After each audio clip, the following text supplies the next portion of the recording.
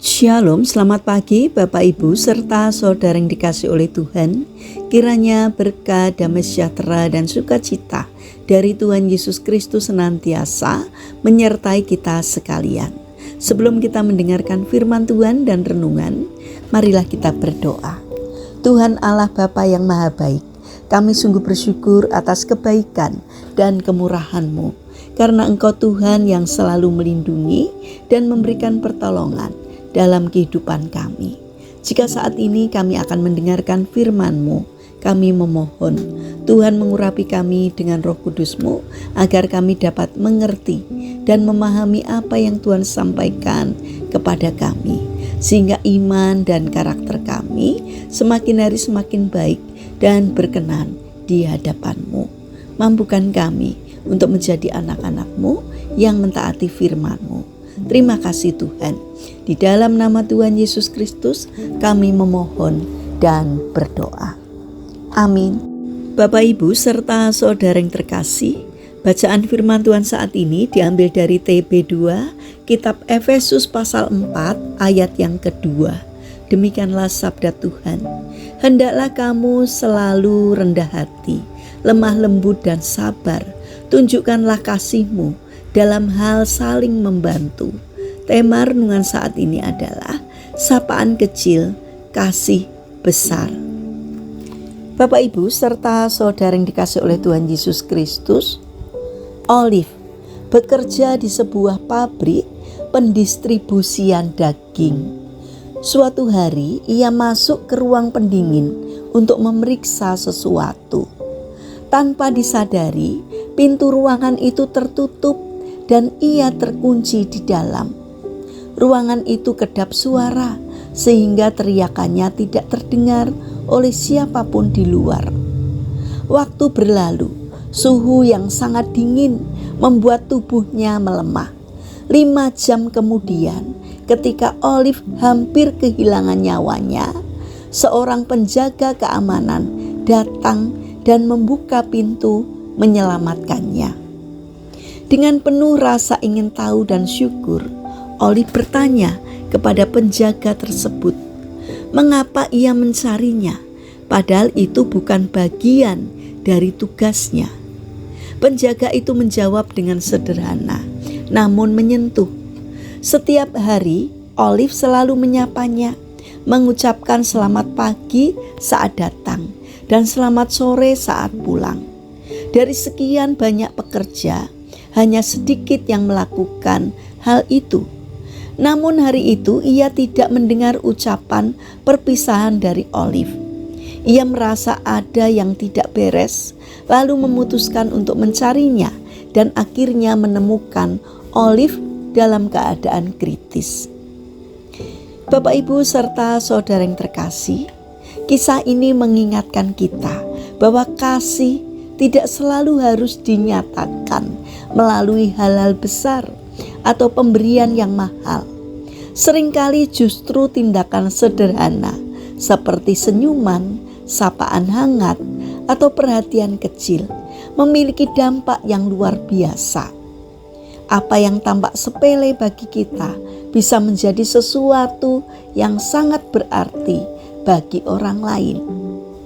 Firman Tuhan di dalam kitab Efesus pasal 4 ayat yang kedua mengajarkan kita untuk hidup dalam kerendahan hati, kelemah lembutan dan kesabaran, serta menunjukkan kasih melalui tindakan nyata. Kasih bukan hanya sebuah perasaan, tetapi harus diwujudkan dalam perbuatan sehari-hari. Menyapa orang lain dengan ramah, membantu teman yang kesulitan, atau sekedar hadir bagi seseorang yang sedang mengalami pergumulan. Semua itu adalah bentuk kasih yang nyata. Bapak Ibu serta saudara yang terkasih, di tengah dunia yang semakin sibuk dan individualistis ini, mudah bagi kita untuk mengabaikan orang lain. Kita bisa saja melewati hari tanpa benar-benar memperhatikan mereka yang ada di sekitar kita. Namun kisah Olive ini mengajarkan bahwa perhatian kecil bisa menyelamatkan, menguatkan, bahkan mengubah hidup seseorang. Mari kita belajar untuk peka. Mulailah dari hal-hal sederhana. Berikan senyuman tulus, sapaan hangat, atau kata-kata yang membangun. Jangan meremehkan kebaikan kecil, karena Tuhan dapat memakainya untuk melakukan hal-hal besar. Kasih dalam tindakan sederhana adalah benih yang dapat bertumbuh dan membawa berkat, bukan hanya bagi orang lain, tetapi juga bagi diri kita sendiri. Mari kita berdoa. Tuhan Yesus yang penuh kasih, terima kasih untuk firman-Mu yang mengingatkan kami untuk hidup dalam kerendahan hati, kelemah lembutan, dan kesabaran. Ajarlah kami untuk tidak mengabaikan hal-hal kecil, tetapi justru mampukan kami untuk setia dalam menunjukkan kasih melalui tindakan sederhana setiap hari. Berikan kami hati yang peka terhadap kebutuhan orang lain, sehingga kami dapat menjadi saluran berkat bagi sesama. Pakailah hidup kami ya Tuhan, agar melalui senyuman, sapaan, dan perhatian kami, nama Tuhan dimuliakan.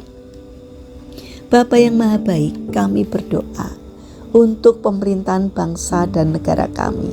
Kami memohon berikanlah hikmat kebijaksanaan-Mu kepada para pemimpin bangsa kami, agar di dalam menjalankan tugasnya seturut dengan pimpinan Tuhan saja.